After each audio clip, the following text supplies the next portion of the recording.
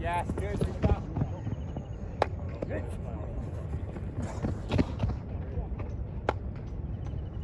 Get there, get there. Goodness. Put your head down.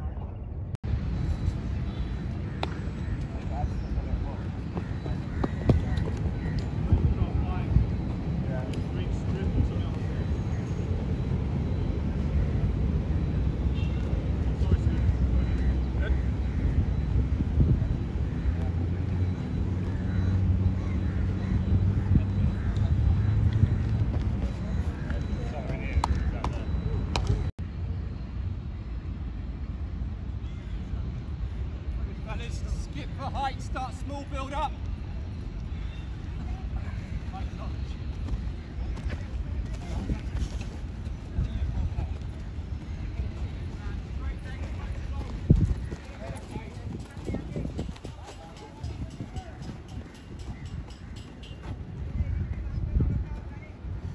I reckon we should still over there, like, and that little grassy bit.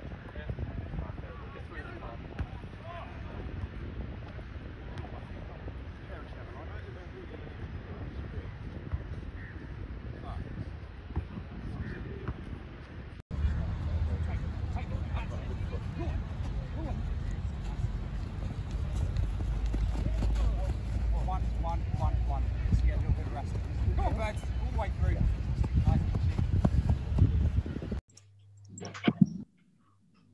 Okay, Roger, over to you, mate. You can start first. Okay, thanks a lot. I'll just set myself recording. Excuse me.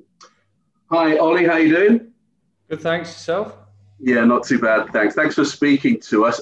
First of all, can I ask, the fact that you're here speaking to us now, can we take from that you'll be playing in this next match? Still not sure yet. Selection hasn't been finalised. Obviously, I'd love to say yes, I was, but yeah, I'll just have to wait and see how it goes after training tomorrow. Chris Silverwood's been talking about you. He says he's really encouraged by what he's seen. He says you've been getting better and better. We know you can bowl fast, but what aspects is he talking about when he says you've been getting better and better, do you think? I feel like accuracy has improved. Obviously, it's great bowling the high end speeds, but if you can't control it and hit those areas that you need to, it's sort of the game can get away from you. So I feel like I've become a bit more accurate, and also in terms of skills, just when these pitches get a bit flatter, just trying to find ways of getting something out of that deck to find the breakthrough. And how has that come about? Is that something you've worked on individually, or has it been the fact that you've been in there with another bunch of bowlers, or with something to offer? Yeah, I guess being around everyone in there, it's hard not to improve. Such good quality and people to tap into it. Yeah, it makes that job a little bit easier. And also, I think just getting a little bit fitter and stronger and being able to run in consistently for longer has helped that cause as well. There seemed to be for a while, people were saying England needed a bowler who could go 90 miles an hour and quicker. Now they've got youths, Jofra Archer's about, they've got Mark Wood around there now, plus the other quick bowlers and the other seamers. Are you all looking at each other as you're practicing in the nets, seeing who's going well? Is it an individual thing, or are you competing against each other? I wouldn't say competing. I guess it's hard not to have that competitive edge with each other. I think that's just us as cricketers, and like you say, it's great to have a group of us now that are building together, and hopefully, like you say, one day we can maybe all feature and show people what it's all about. But it's just, I find it really exciting to have the likes of us three. And there's plenty of others that aren't around at the moment that can add to that. We saw in the first test 5 wicket hauls for Jack Leach, for Don Best. Not a huge amount around for the rest shared around. Do you look at that and think, well, if I do play in that one, it's probably going to be a lot of back-breaking work if I do get on to bowl, maybe not for a huge amount of reward? I guess we always thought coming out here that spinners would probably play what we call the attacking role. Obviously back in England that changes with us. it's a challenge that we all look forward to. And yeah, although the pitches aren't probably seamer friendly, that if you can get that breakthrough and do the job of so-called holding role, that yeah, you provide a vital bit of what's the word? And like you add to the attack, and it's great that the lads love the challenge. And I think there will be times with a little bit of pace that you have to come round and do the hard yards, but it's something we love doing. And you saw in the last test how many times Woody ran in, and it was great to see. Chris Silverwood said, if you don't play this, when he was asked whether you'd play, he'd said maybe this one, maybe in India as well. Is that encouraging to hear him mention India as well? The fact that you're in the frame for that, for getting a match there. Of course, I'd love to play every game. Obviously, that's not going to be possible. But yeah, I'd love to get my opportunity and to have a taste of it against Ireland. Like I said, I'd love to play as many games as I can. And if that's here, great. If it's in India, great. If it's next summer, then that's obviously, it would be a little bit frustrating because I'd love to be in before. But it's just great being here with everyone and learning. And I've still got to remember I'm pretty young in my international career, and if I can learn along the way, then that'd be great. You mentioned the word frustrating there. Has it been since that one test against Ireland? That's back in 2019. It's been a long time in between. Yeah, it's obviously picking up injuries along the way isn't ideal, and I think it's going to happen being a fast bowler, but it's trying to minimise those. And yeah, it has been frustrating. There's been some times where you sort of question if it's the right thing to do, but yeah, you look. Of course, it is. I love playing cricket and love playing cricket for England. So hopefully, there's many more years of that to come. And just last one from me. Sri Lanka got a lot of criticism for their first innings batting performance. They grew into the games it went on. It was probably closer than people thought it might be after that first innings. Having seen the way they came into it and they competed, are you expecting whatever team England put out it to be closer, a tougher challenge this time around?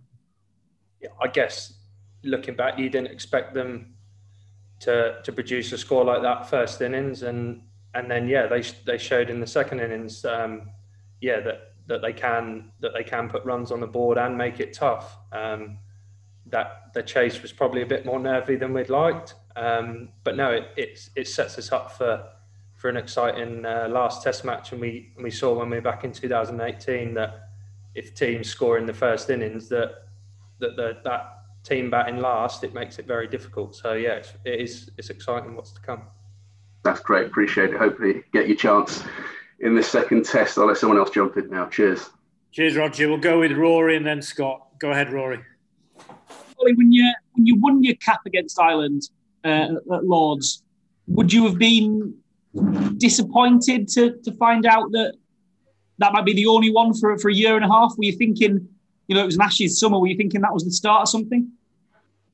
Yeah, and it was nice to be called up to the squad for that Ashes series, and again, very frustrating to have that taken away from me through injury. And hopefully now that those are all in the past, and I can build on that one Test cap and give a lot to the team going forward.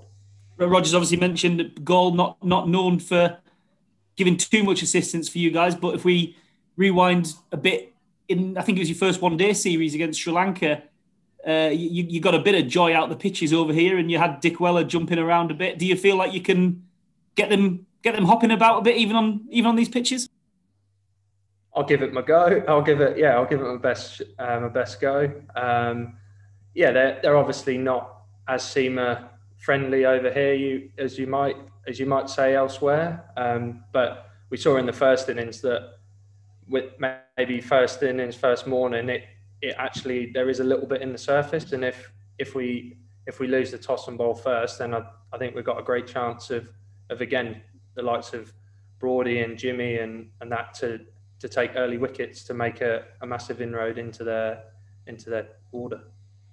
Go on, Chair. Okay, Scott from TalkSport, please. Hey, Ollie, I just want to pick up on what Roger said about the injuries and the frustration you felt. How's it been mentally for you over the years when you want to play cricket, obviously, but your body's just breaking down on you? How hard's that been? It has been hard, and I guess you've seen with Woody he said at times you do sort of question whether it's the right thing, and I guess you just got to get your people around you that help support you. Family, girlfriend, and friends like that have been vital, and also doing a bit of work away from cricket just to try and take your mind off it and not have that pressure of it's just cricket has really helped. And I think getting myself a lot fitter and putting a bit more of the hard yards in just to give myself that best possible chance has definitely helped. And there has been hard times, but at the end of the day, I just love playing cricket, and hopefully I can play many more games for England. And Stuart was saying last week that bowling in the subcontinent, 1 wicket essentially feels like taking 3 wickets anywhere else. How hard is it to change a mindset as a fast bowler that your role in the subcontinent is more about putting pressure on the opposition batsman and creating pressure for the spinners rather than taking wickets? Yeah, it's a strange one. Like I said, obviously you used to being the attacking bowler, whereas over here you're probably a bit more of that holding role with, and like you say, if you can grab that one vital wicket. You saw in the last test, Sammy coming on and getting that wicket that sort of changed the game. It helped the spinners go at one end, and we could just sit at the other end and create pressure. Him and Broady were brilliant at doing that. And then obviously Woody being the more enforcer, it can unsettle the batsman and create chances that way. So it's a different challenge, but one we all love. And just finally, how much have you learned from Stuart and Jimmy around the camps during your time with England? Yeah, very much. It's hard. I guess it's easy to say, it's great being around these guys. They're very good in terms of offering their experience and just small little subtle changes that you can do, whether it's bowling the ball off a different finger or running your hand down the side of the ball, or even simple things like putting an extra sweatband on to stop the sweat getting on the ball to help it reverse. Just little things like that probably people realise it can be quite important. Cheers, Ollie. Go well. Okay, we'll go to John and then Dean. Ollie, hi. Do you know the fastest been recorded? Your quickest speed so far? I think it was about 93.8 on finals day 2000. When a few years ago on finals day. So in a T20 match, that was white ball. Yeah. And do you have a little thoughts in your head? Who is the quickest of yourself, Jofra and Mark Wood? I guess not. Obviously there's times in the game where people will tend to get it through a bit quicker. I think that's just depending on body and rhythm and that. Obviously it's nice to look up and see how fast it's coming out. But yeah, you just tend to try and feel in a good rhythm and let the ball go. People have said, obviously you're here, but your really significant role could be next winter in Australia. England having 3 90-mile-an-hour bowlers, that could be a significant asset in trying to beat Australia. Yeah, obviously having those people in the ranks, is great, and hopefully over the next year as a bowling unit we can keep learning and honing in on those skills. So when we do get to Australia, that it's not sort of a shock and we're ready to go and like you say, run in and hopefully help win the Ashes. Thank you. Dean, please.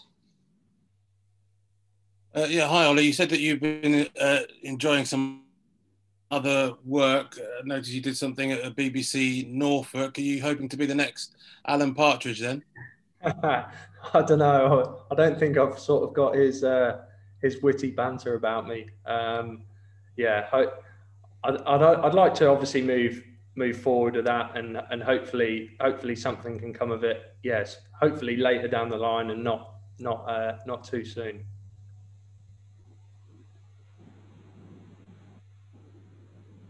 Any more, Dean? Or just also, I mean, sorry, no, it just broke up at the end there.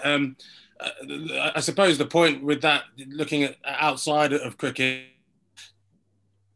in terms of, I guess, the run of straight that you had, being able to set back, I guess, look at a sort of wider picture. Yeah, it does certainly help, and sort of takes the pressure off the actual cricket side, and you can obviously sometimes get yourself in a mental hole, I guess, but you think cricket is the be all and end all, and sometimes when you have something else to take your mind off it, it can help you relax, and then your cricket can grow from there. So it has been nice to especially when you get a few injuries, you get quite a lot of time to think about stuff. So having something extra to help definitely helps take your mind off the game and sort of the pressures that come with playing cricket, and also sometimes the downs of being injured. And just a final thought, you touched on Mark Wood. Obviously, he's been through a kind of similar situation. In the last 18 months, I guess, as he has done his whole career, he's managed to find that rhythm, longer run up, and be able to string a few games together. Does that also give you kind of confidence that you can do the same? And do you talk to him about that and the success he's had recently? Yeah, it does. Obviously, the more games you play, the more confident you get, and just being out here training, the intensity is obviously high, and to get through that, and also the tour before Christmas to South Africa was pleasing for me, and that it hasn't taken me a long time to get going. Me and Woody are quite close, and we do chat about things and see how each other's bodies are, and I guess you're always going to be a little bit sore after having a bowl. That's just the nature of it. But it's now knowing what is more of a serious thing to something that you can manage. So it definitely is easier, and I find it easier talking about it because people do, like I say, have been through the same things and can sort of ease your nerves. Cheers, Dean. Thanks. Last one then, Tim Wigmore. Go ahead, Tim. Hi, Ollie. Is there a fast bowler with your sort of style who's gone really well in Asia, who's a bit of a model for you over these tests ahead? I can't really say I've looked at too much in terms of that. It's more, I guess, just trying to make sure my skills are where they need to be for when I'm called upon. Everyone, I guess, is a little bit different and offers something a little bit different. So it's not. I wouldn't say there's necessarily a bowler. I'd say it's more the style and the way you go about. Obviously, trying to get the wickets over here. Whether it's variations or just the lengths that you bowl. I found that to be more useful. And just on that, in terms of the variations and lengths, how are they going to be different for you compared to what you'd probably do in England? Yeah, I guess over here you have to be that probably fraction fuller, more so in a way that the ball doesn't offer too much through the air, so it's more off the pitch. So if you're slightly shorter, with it being a bit less pace in the wicket, it seems to be a bit more easier for the batter. But then at the same time, there's that small margin for error of not being too full that they can drive you. So it's small little things that at international cricket you have to be more precise than maybe you would at county cricket, and the margin for error is less. So that's been the big key over here so far. And is reverse swing something that you've been working on that you can bring to the table? Yeah, it is. We find that quite fun in the nets. We have a mess around and go with the older ball, and like I say, it's something we're not probably don't get a lot in county cricket. So to come over here and have an experience of that, it's been tough to start off with, because you want to, I guess, get a little bit greedy. You see your ball doing a bit more, so you try and search for it rather than actually just being really simple with it and just hitting that length and letting the pitch and the ball in the air do the work rather than you trying to search for it. Great, cheers. Go well. Brilliant. Thanks, Ollie. Thanks, everyone. Enjoy the rest of your day. Cheers.